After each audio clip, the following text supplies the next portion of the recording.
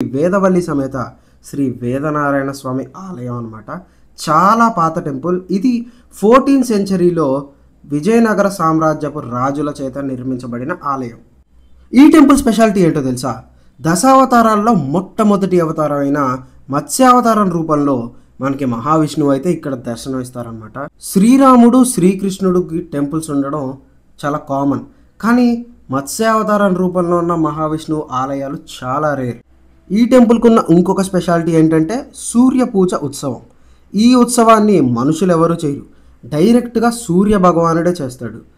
సంవత్సరంలో 3 రోజులు, మార్చ్ 26, 27, 28 ఈ 3 రోజులు సూర్య భగవానుడైతే మహావిష్ణువుకి తను నేరుగా పూజ చేస్తారంట.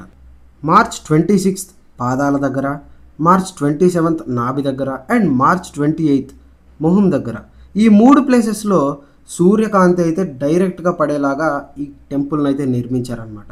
అసలు 14th సెంచరీలో ఇలాంటి ఒక ఆలోచన వచ్చిందంటే చాలా గ్రేట్ అనే చెప్పాలి.